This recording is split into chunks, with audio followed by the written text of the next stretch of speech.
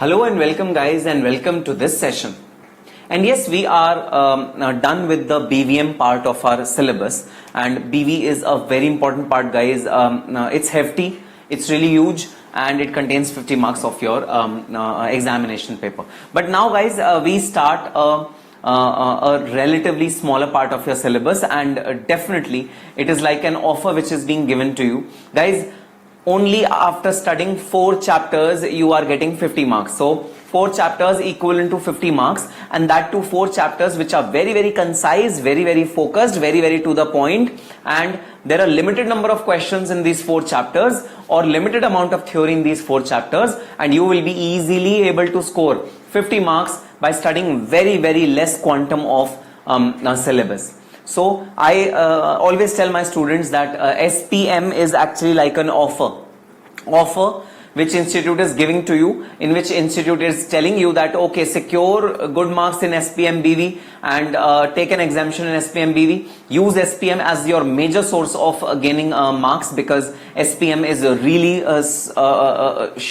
small in its quantum, and it's limited. The questions are limited. If you practice all the questions, then probably the entire syllabus of SPM BB will be finished in say 5 to 10 hours. That's it. You don't require anything else in SPM BB. So yes, a strategy could be that prepare SPM very strongly so that your 50 marks are secured, and then only attempt the key important chapters in BV. The key important chapters can be mergers and acquisition, can be valuation of brands, valuation of goodwill, valuation of HRA, valuation of shares, and that's it. You are done with BV. So have this strategy in mind and play smart and focus on SPM a lot, because SPM will give you 50 marks after studying for a very limited tenure, after studying for a very limited time period. Yes, so that is the benefit of having SPM in our syllabus, and the chapters which are there in SPM are also relatively smaller and relatively focused and to the point, and there's no probability that examiner can give you questions which are googly in nature, which can come from wide spectrum of questions which are available outside the syllabus. Guys, actually there are no such questions which are available outside the syllabus. So everything is concise into the syllabus which has been prescribed by the Institute of Cost Accountants of India, and that is why SPM is like a golden goose for you, which can help you in securing good marks and of course an exemption in SPM BV subject. Okay, so today I'm going to start chapter number 3 of SPM, and guys, chapter number 3 is all about economic efficiency. So yes, we have studied economics in our earlier classes. In our 11th, 12th, you must have studied economics, macroeconomics, microeconomics, those equations of marginal cost, average revenue, marginal revenue, total revenue, duopoly, monopoly, monopolistic market, all those markets and those curves which we used to make in our 11th, 12th standard and even in graduation. So this particular chapter contains all of them. So before starting the actual concepts, let me tell you that guys, we are cost accountants and we are primarily finance managers. We'll be handling finances of a particular company in our future, in our career. So if I tell you strictly, then this particular concept of economic efficiency might not be of very relevance to you in your professional career, but you need to understand how does market react to certain things. You should understand that how do market react to drop in prices, how do markets react to increase in demand. So all these things are things which you should study, which you should have knowledge of in your just general knowledge, and that is why this chapter has been introduced in your syllabus. Best part about this chapter is that no theory questions comes from this chapter. It's only 1 to MCQs which are appearing in the examination from this particular chapter. MCQs I have already covered in the objective type questions chapter, and this chapter will fully focus on the practical aspect of this particular concept. And the best part is mandatory 8 marks question is going to come from this particular chapter. Either 8 or 6. It's mandatory. It's been coming for every attempt in the past, and definitely it will be coming in the future as well. So mandatory question you can expect from this particular chapter. 6 to 8 marks are sure shot given to this particular chapter, and that too pure practical portion, no theory portion. So let's start economic efficiency of a firm, chapter number 3 of your syllabus. So before starting the actual practical questions, let us reiterate, let us revise our certain basic formulas which we had done in our economics in our earlier classes, guys. So total revenue, what do you mean by total revenue? Total revenue is quantity sold multiplied by price per unit. Do you remember this formula? That our total revenue of an organization is equal to the quantity which has been sold multiplied by the price per unit. What is the average revenue? Average revenue is total revenue divided by quantity sold. So whatever is the total revenue. So if I tell you that, okay, my revenue, total revenue is 10,000 rupees. Then if I want to know what is the average revenue, I mean what is the revenue which I have been able to earn per unit sold, then you will tell me that, okay, tell me what are the units sold. I tell you that my units sold are 10. So 10,000 divided by 10 is rupees 1,000, which is the average revenue. Or it can also be known as price per unit. Both are the same things, average revenue or price per unit. Then marginal revenue. Now this is an interesting concept, guys. Marginal revenue means what is the increase in revenue with per unit increase in sales. So what is the change in revenue with per unit change in sales? So if sales has increased from one level to another level, what is the increase which has been there in sales? So guys, it is not that always we face a same change with respect to one unit additionally sold. So I'll give you an example. If our one unit of a product is selling at say rupees 1,000, if 10 goods are sold, then our sales will be 10,000, naturally, sir. But if I get a bulk order, which means if I get an order for say 100 goods, then guys, my per unit cost will not remain 1,000. It will reduce because that person who's asking for bulk purchase will also ask for bulk discount. So I will not be able to sell that particular product for 1,000 per unit. I will have to reduce the cost. So this particular measure, which is marginal revenue, calculates the change in revenue with per unit change in price over a period of time. And yes, this can be equal to the price per unit in certain cases when till that point when the price will remain fixed. This can be the price per unit, but its formula is change in revenue divided by change in quantity. Guys, in mathematical terms, there is a term called differentiation.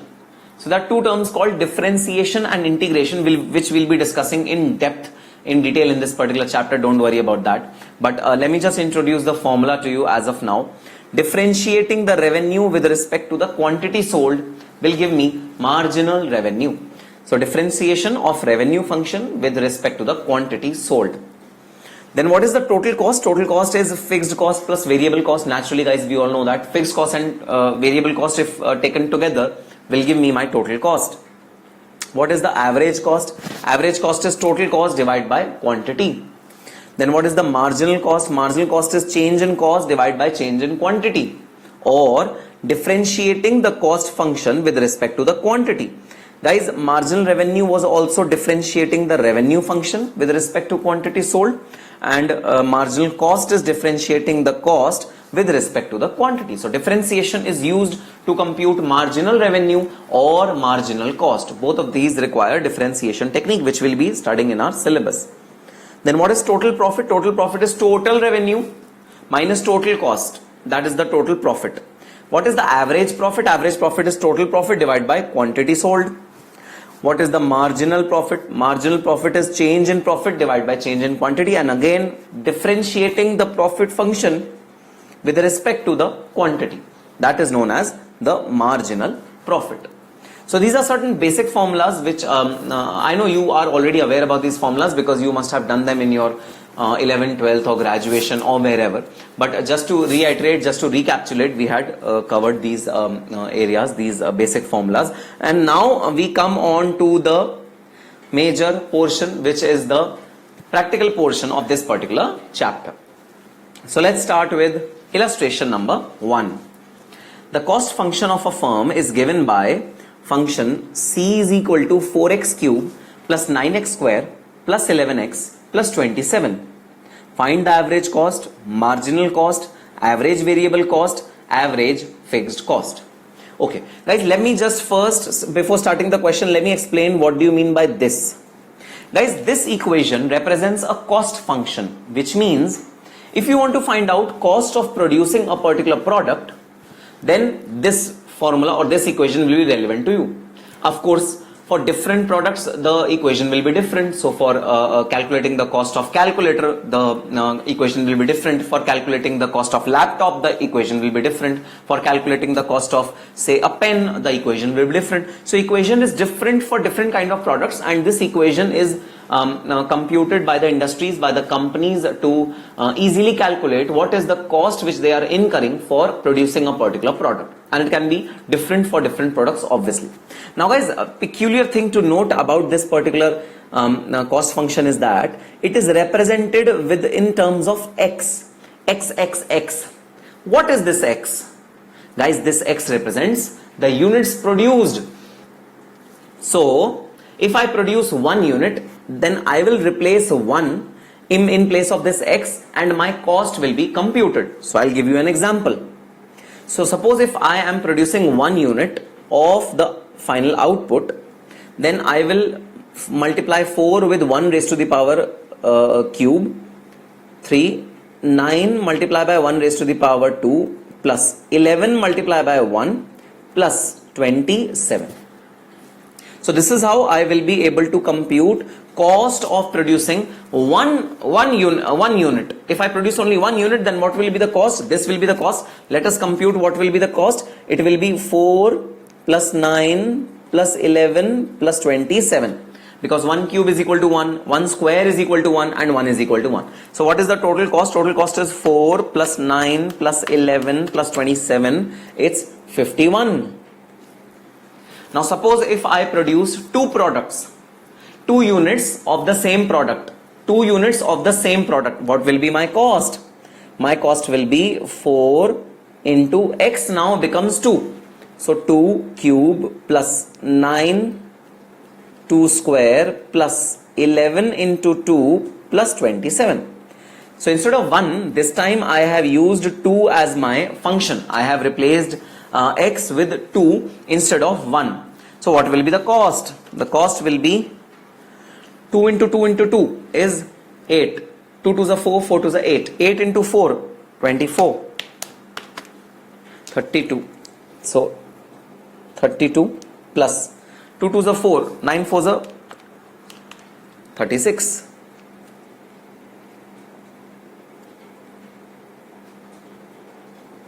Plus 11 into 2, 22 plus 27. What is the total cost? 32 plus 36 plus 22 plus 27. The total cost is computed as 117. So if you produce 1 unit of this particular product, your cost will be rupees 51.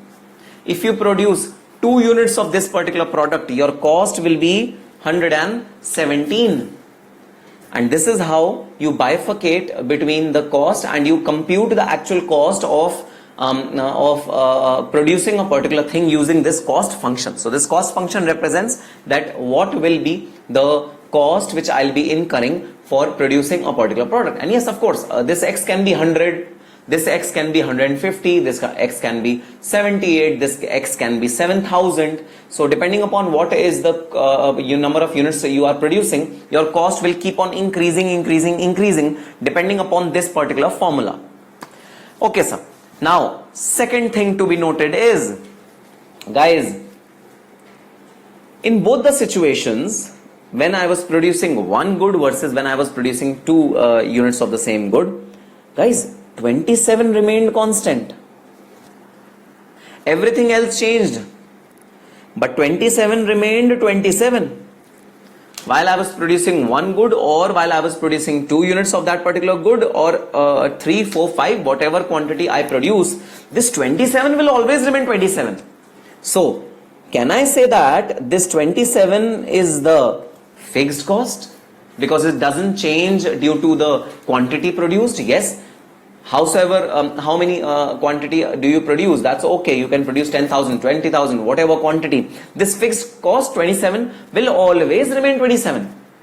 So the amount or the value which is not adjacent to x, that amount or that constant is known as the fixed cost. Then you only tell me, what is the variable cost? Sir, the balance equation. What is the balance equation? The balance equation is this. So this is the variable cost. So first part of the equation, which is adjacent to x cube, x square, x. The first part of the equation is the variable cost. The second part of the equation is the fixed cost. So 27 is the fixed cost. 4x cube plus 9x square plus 11x is the variable cost. We can split this equation into two parts and compute the variable cost separately and compute the fixed cost separately, depending upon which value is x adjacent to and which value is x not adjacent to. So this is how we can bifurcate between the variable cost and the fixed cost in a particular equation.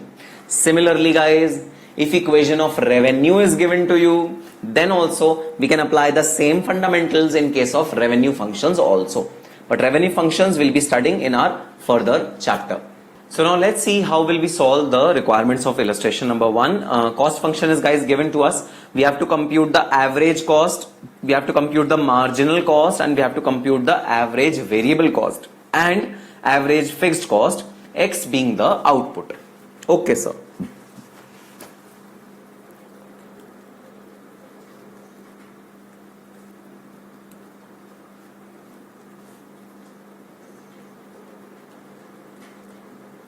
Computation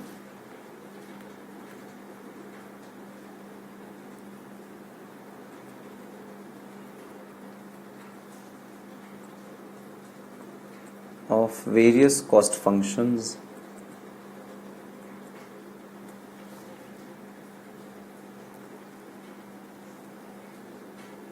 using the equation.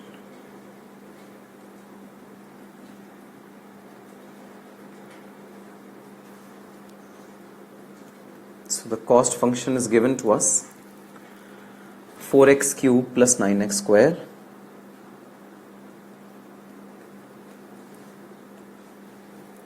plus 11x plus 27.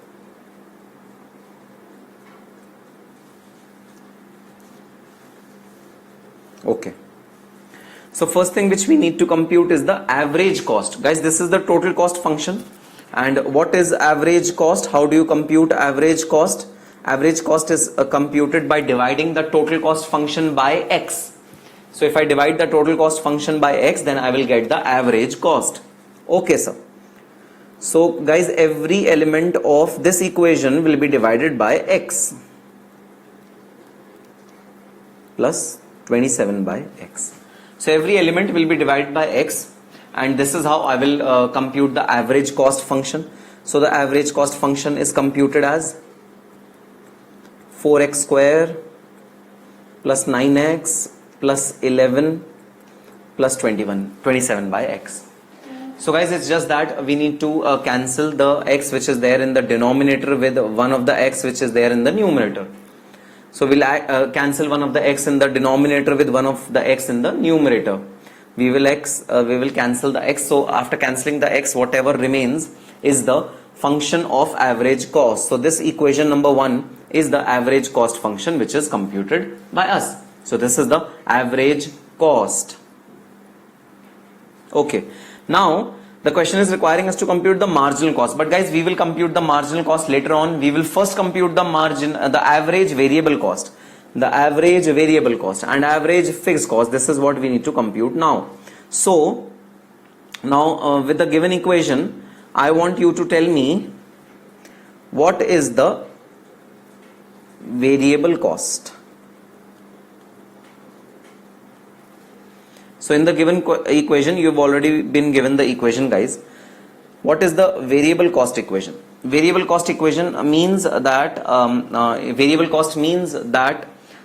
the cost which is associated with x. So guys, this first portion is the variable cost because it will vary with respect to x.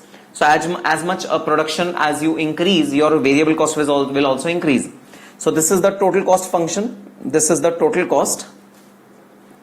If I ask you what is the variable cost, then variable cost will be 4x cube plus 9x square plus 11x. You will not include 27. 27 will not be included because 27 is the fixed cost. So the variable cost is 4x cube plus 9x square plus 11x. Now the question is, what is the average variable cost? Guys, average variable cost will be the total variable cost divided by x. You just have to divide it by x, simple. So this is the average variable cost. So the equation is 4x square plus 9x plus 11. This equation number 2 is the average variable cost. You just have to compute the variable cost first. How will you compute the variable cost? By excluding the fixed cost portion. You will exclude the fixed cost portion from the total cost to compute the variable cost. And then to compute the average variable cost, you will divide each of the elements of total variable cost by x. Okay, sir. So this second equation is the equation of average variable cost. Now I want you to tell me what is the fixed cost. Fixed cost function. What is the fixed cost? Guys, the fixed cost is 27. The cost which you had excluded in the total cost function, this 27 is the fixed cost. So my fixed cost is single number 27. Now the question is, what is the average fixed cost? Naturally guys, average fixed cost will be 27 divided by x. That is the average fixed cost. If I divide the total fixed cost by number of units, then I will get the average fixed cost. So equation number 3 is the average fixed cost equation. Now comes the most important part. What is the marginal cost function? And guys, I already told you that differentiation of the total cost function. What is the total cost function? Guys, this is the total cost function. If I differentiate this total cost function with respect to x, then I will get the marginal cost. So what is this differentiation now? I'll just explain to you what is this differentiation. First, let's write the equation. Sir, it's known as differentiating the total cost with respect to x. So dTc divided by dx is the differentiation of the total cost, which will yield marginal cost function for us. So if you want to come from total cost function to marginal cost function, you just have to differentiate the total cost function with respect to x, simple as it is, and you will be arrived at the marginal cost. Okay sir, got it? So I will write the entire equation and differentiating it with respect to x. So 4x cube plus 9x square plus 11x plus 27. We will differentiate this entire equation with respect to x. D 4x cube plus 9x square plus 11x plus 27 divide by dx. Now what will be the value? Let's compute the value guys. Okay, so what do you mean by differentiation? How is differentiation done? Let me tell you. Let me pick up each of the elements and tell you how would that each of the element be differentiated. So first of all, I'll pick up 4x cube and tell you how will 4x cube be differentiated. Okay guys, so to differentiate 4x cube, what will you have to do is, guys, first write down the power which is there with x. Tell me which is the power which is there with x. It's 3 cube. Okay, write that power first.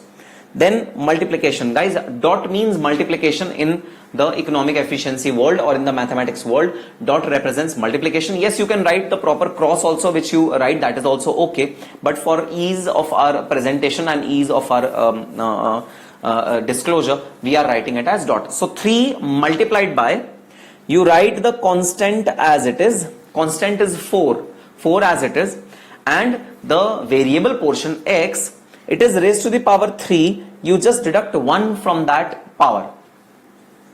You just deduct 1 from that power. So this becomes the differentiation of 4x cube. This way we will differentiate each of the elements of this entire equation.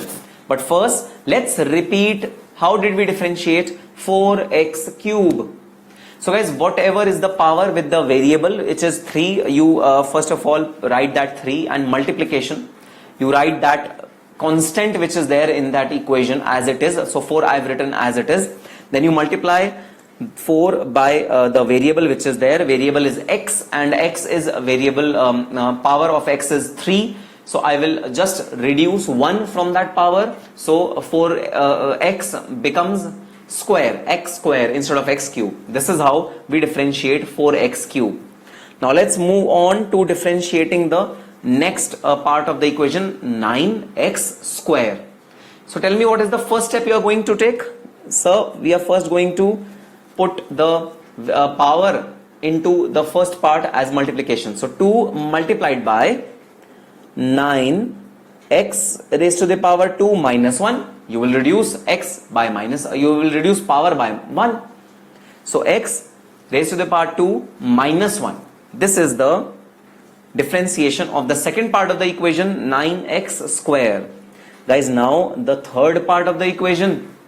Third part is 11x. Now sir, the third part of the equation, 11x, doesn't have any power. Of course it has power, guys, an invisible power. What is that invisible power? Guys, x raised to the power 1 is equal to x. So you cannot see this power, but there is a power. Power is 1. X raised to the power 1.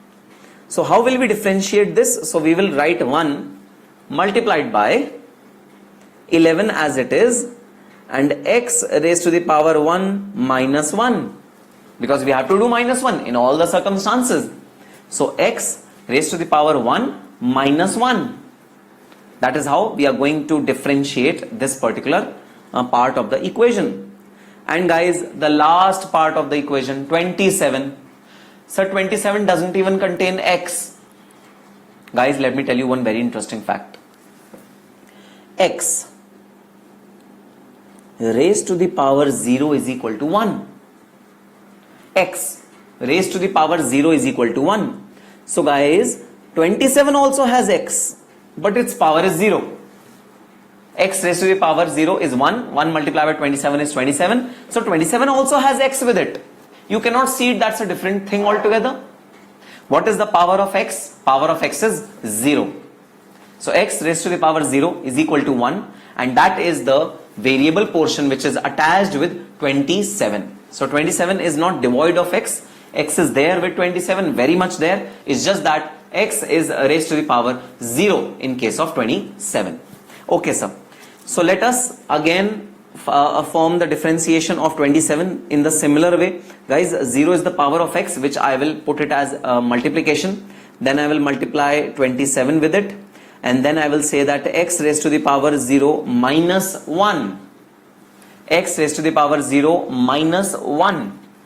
Because x is there with 27 with the power of 0. So x raised to the power 0 is equal to 1. So x is there. So 0 multiplied by 27 into x raised to the power 0 minus 1. And naturally, guys, since 0 is multiplied with this part of the equation, this becomes 0. Entire equation becomes 0. Entire part of the equation becomes 0. So this is the function. Now let us solve this function. It's 12x square, because 3 minus 1 is 2. So 12x square plus 18x. 18x, why 18x? Because 2 minus 1 is 1. X raised to the power is x. X raised to the power 1 plus 11. Why 11? Because guys, x raised to the power 0 is equal to 1. So 11 into x raised to the power 0 becomes 11 only. So 11 x raised to the power 0 plus 0. So what is the final equation which we arrive at for the marginal cost? Guys, the final equation is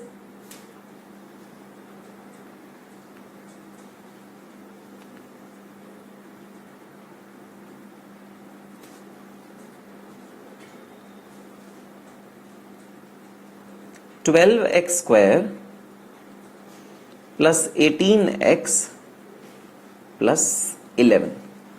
This is the final equation of what? Of the marginal cost.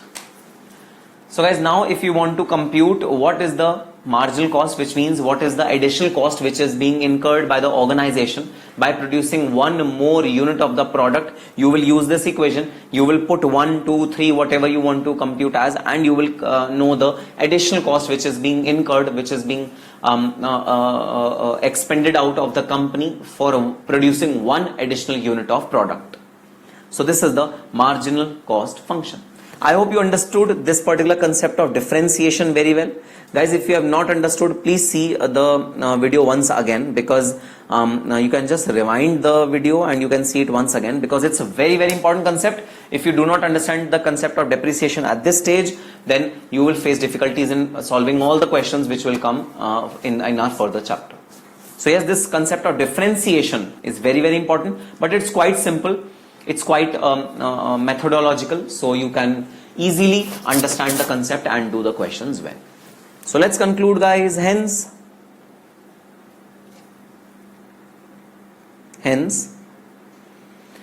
the average cost, comma,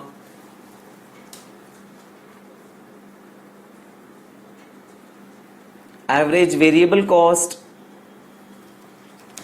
comma, average fixed cost, and the marginal cost function,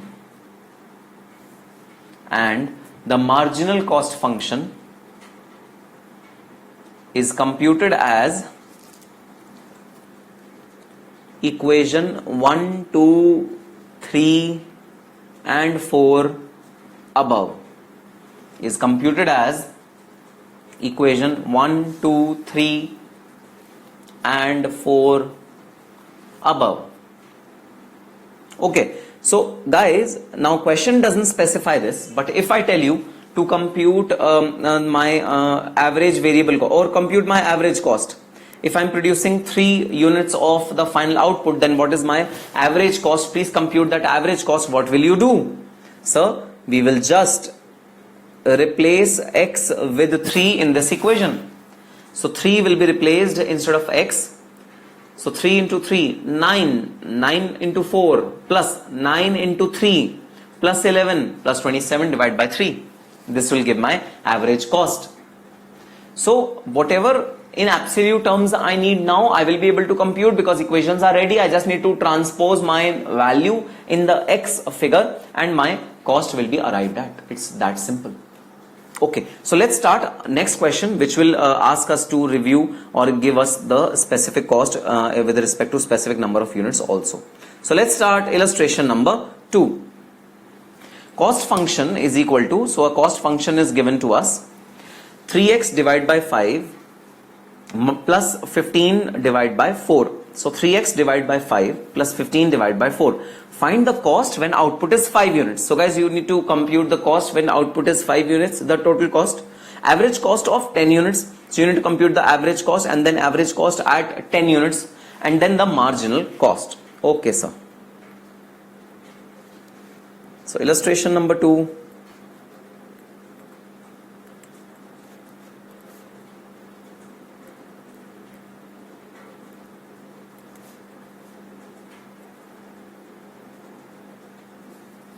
At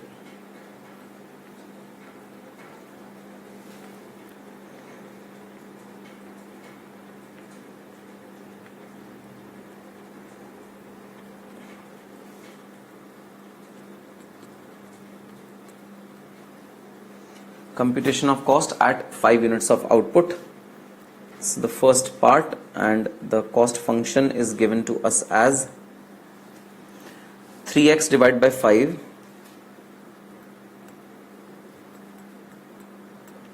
plus 15 by 4. Now we need to compute the total cost when the units produced are 5. So I just have to put x is equal to 5. If I put x is equal to 5 divided by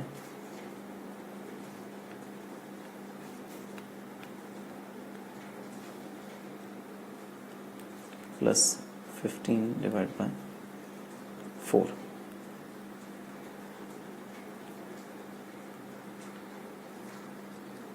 So So what is the value which is computed? 3 plus 15 divided by 4 plus 3. This becomes 6.75. 15 divided by 4 plus 3, 6.75.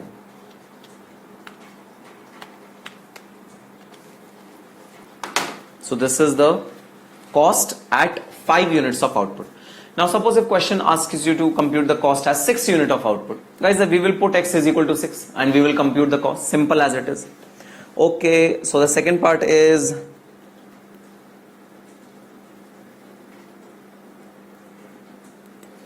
computation of average cost at 10 units of output. So if I am producing 10 units of output, I need to compute the average cost. So guys, before calculating the average cost, I need average cost function. An average cost function is equal to Cx divided by x. This is the average cost function. So before computing the total value, I need the cost function also, right? So I first need to compute the average cost function, and average cost function is given by Cx divided by x. So the average cost function is computed as 3 by 5 plus 15 divided by 4x. We just have to divide the total cost function with x and we will get the average cost function. Now guys, we need to just compute the average cost at 10 units of output. So I'm just putting x is equal to 10. What will it be? 3 divided by 5 plus 15 divided by 4 into 10. So 5 3s are 15 and 5 2s are 10. So what will be the average cost? The average cost will be 3 divided by 5 plus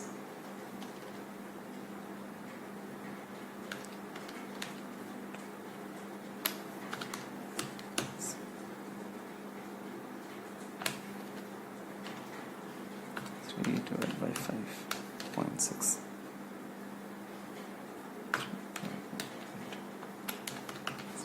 So guys, the average cost is computed as 0.975. The average cost is computed as 0.975. That is the average cost. Okay, now the question requires us to compute the marginal cost. So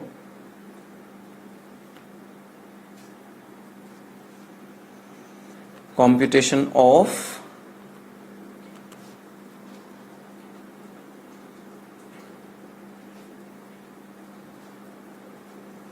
the marginal cost. What is the marginal cost which is there? And guys, best part is that now we are not required to compute the marginal cost in absolute terms, because number of units is not given to us. If number of units would have been given to us, then we would have computed marginal cost in absolute terms. But now marginal cost equation is required to be computed, and I will show you how sometimes marginal cost equation becomes the absolute marginal cost also. Okay sir, so let me rewrite the cost function for you. 3x by 5 plus 15 by 4. 3x by 5 plus 15 by 4. This is the cost function, total cost function. Now guys, what will be the marginal cost function? Marginal cost function will be dcx by dx, which means differentiation of the cost with respect to x. So it becomes d 3x divided by 5 plus 15 divided by 4 divided by dx. So I am differentiating the cost function with respect to x. Okay sir. Okay, so one by one we are going to differentiate it, and I use a different color so that you are able to identify the calculation well. Guys, the first equation is 3x by 5.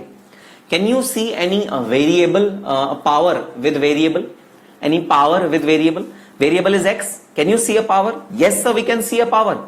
X is raised to the power 1. So what we will do, we will multiply this piece of the equation by 1. Then guys, 3 we will write as it is, and x we will write as x raised to the power 1, which is invisible power, minus 1. And the other constant will remain as it is, divided by 5. Then guys, 15 divided by 4. Do you see a variable with 15? Yes sir, we see a variable with 15. We see x with raised to the power 0. X raised to the power 0 is 1. So we see 15 by 4 also, we see some variable being there, which is a powerless variable, which is power raised to the power 0. And guys, if I multiply 0 with this entire equation, it will become 0. So if I multiply 0 by the entire second piece of the equation, which is this equation, then guys, 0 multiplied by this equation becomes 0. So I am left with nothing. So guys, what is the answer now? What is the marginal cost function which has been computed? So 3 raised to the power x 0 divided by 5, which is equal to, guys, x raised to the power is 0 is equal to 1. So the marginal cost is computed as 3 by 5. And guys, this is a classic equation where the marginal cost is not changing. There is no variable marginal cost. It's not changing with one unit change in the product. Guys, the marginal cost remains constant. The change in market marginal cost remains constant, 3 by 5 over a period of production. Whatever production you produce, I am not bothered about it, but the marginal cost will remain a constant, 3 by 5. So there can be a situation where the marginal cost function also becomes a constant and it is not a variable. So absolute and the equation is the one and the same thing. Absolute is also this and variable is also this. So now let's conclude all the three parts. Hence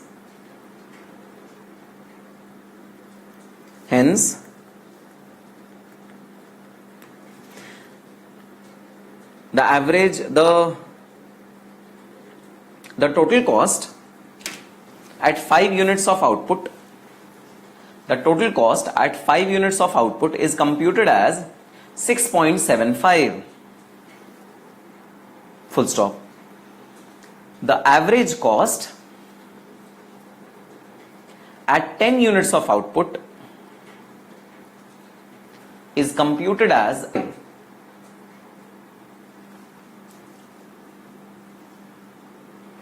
and the marginal cost is computed as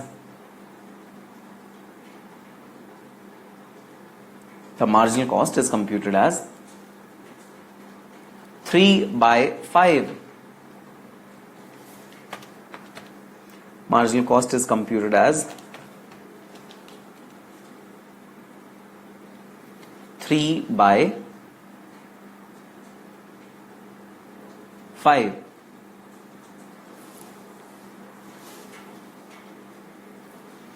So this was illustration number 2.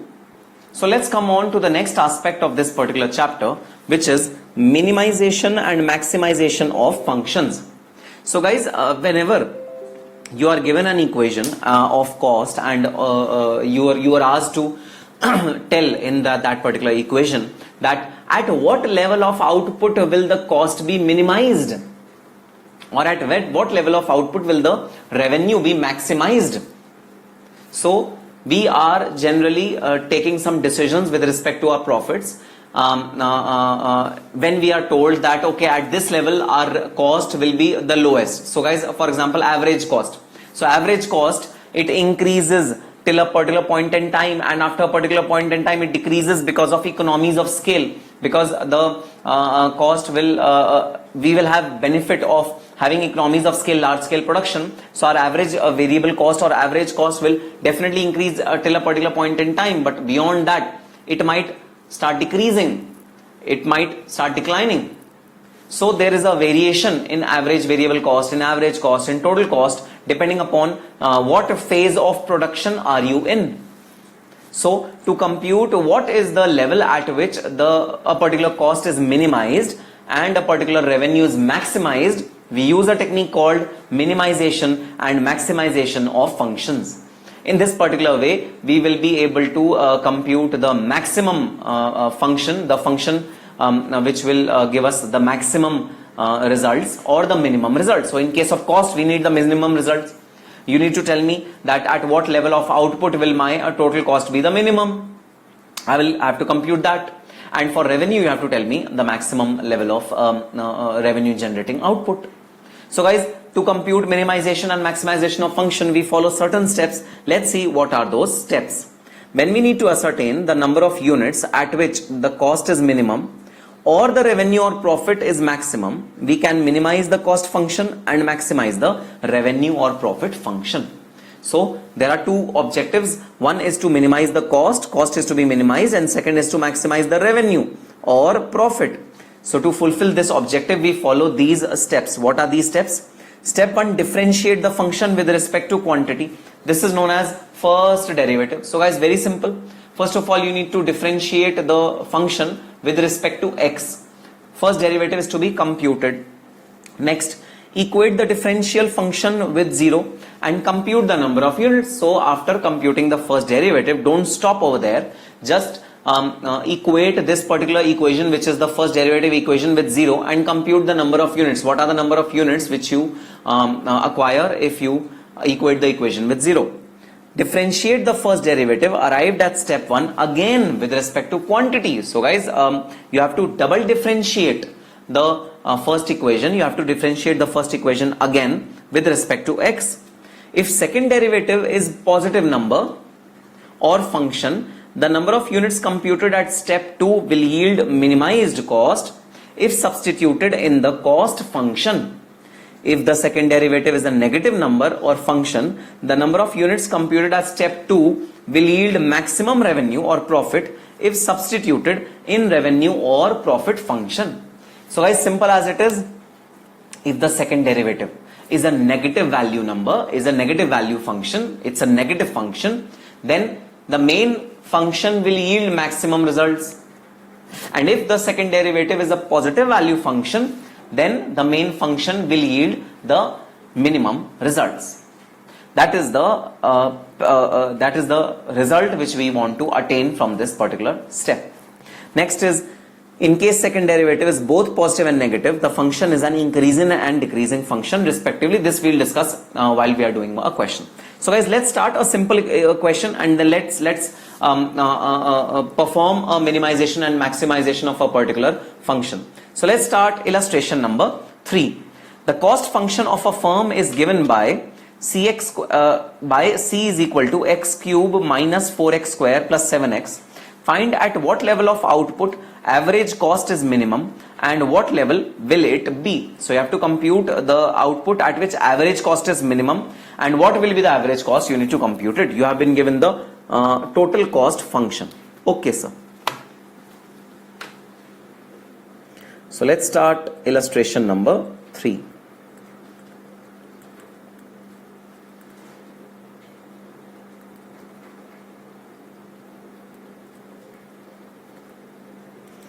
Computation of level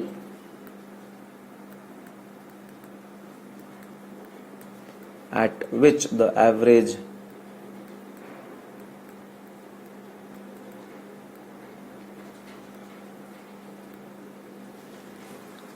cost function is the minimum. I need to compute that. Okay, sir.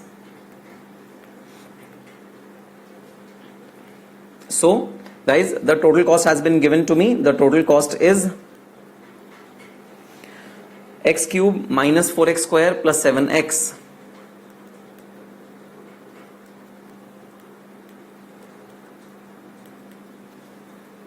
X cube minus 4x square plus 7x. We have to compute the level of output, the x at which average cost is minimum. Okay, sir. So guys, first of all, we need to compute the average cost function, because we need to minimize the average cost. Therefore, we first need to compute the average cost function. You tell me the formula of average cost function. Sir, the formula of average cost function is that we divide the entire equation by x, by output. Yes guys, absolutely correct. Minus 4x square by x plus 7x by x, which gives an average cost equation.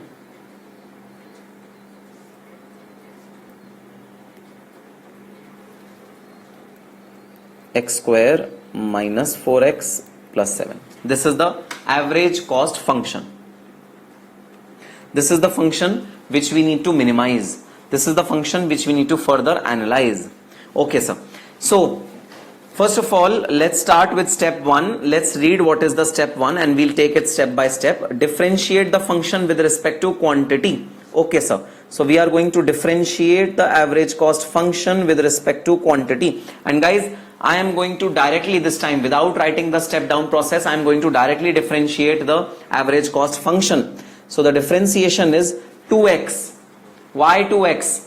Power 2. Power 2 is given as multiplication, and 2 minus 1 gives me 1. So the differentiation of x square is 2x. Perfect. Minus 4. Why 4? X raised to the power 1. 1 comes in the multiplication. 1 minus 1 is 0. X raised to the power is 0, which means 1. So 4 remains 1. And differentiation of 7, a constant, is always 0. So this is the first derivative, which is the first step of our solving the equation. The first step is to compute the first derivative. We have computed the first derivative, which is 2x minus 4. What is step 2? Step 2 is equate the differentiated function with 0 and compute the number of units. Okay. So let us equate the equation with 0. And let's see what is the number which is arrived at. Guys, 4 plus 4 divided by 2, 2. So this is step 2. This is step 1. So we have been given the step 2 as guys, we need to equate the first derivative with 0, and soon as we equate the first derivative with 0, we will get the value of x. Value of x is computed as 2. If the value of x is computed as 2, then the x is equal to 2. Okay, sir. Now what is step 3? Let's see. Differentiate the first derivative arrived at step 1, which is over here, again with respect to quantity. Okay, sir. Let's see. So guys, at first step, this is the first step, and at first step we have been given a particular equation, and that equation is to be again derived. Okay, so this is known as a double derivative. So how is double derivative computed? d2 ac divided by dx square. This is the double derivative. So guys, we need to derive this particular equation, which is 2x minus 4. What is the second derivative of this particular equation? It's 2. Because 4, the constant becomes 0 after derivation. 2x raised to the power 1, it becomes a simple 2. Because 1 multiplication x, 1 minus 1, which is 0, x raised to the power 0 is 1. So the second derivative is 2. Second derivative, step 3.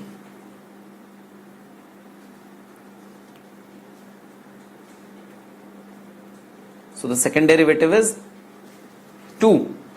And now what is the next step? Let's see. If the second derivative is a positive number or function, the number of units computed as step 2 will yield the minimum cost. So guys, if this 2 is a positive number, is it a positive number? Yes, sir. This is a positive number. Hence, the cost is minimized. Cost means, guys, x, if you put x as 2, then that will yield the minimum average cost.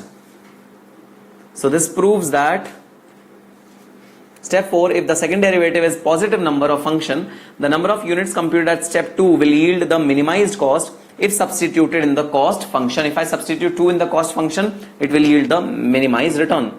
If the second derivative is negative, guys, if this derivative would have been negative, which is minus 2, if this would have come as minus 2, then this was a negative number, and hence this function would have maximizing effect, which means x, if kept at 2, will maximize the cost function. But no, it is positive, so I am happy. 2 is positive. So tell me, at which level of output is average cost minimum in this particular case? Guys, at this cost level, at this level of output, the average cost is minimum. This is the level at which average cost is minimum. So let's conclude. Hence, the average cost is minimum when the average cost is minimum when x is equal to 2 units. When x is equal to 2 units. Now guys, the question is also requiring you to compute the minimum average cost. The average cost, which is the minimum average cost, which is computed at x is equal to 2. Okay. So the function of average cost is x square minus 4x plus 7.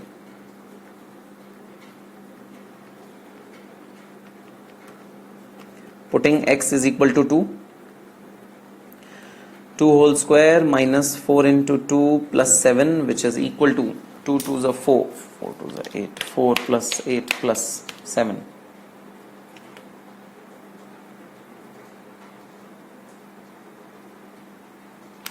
Minus 4 minus,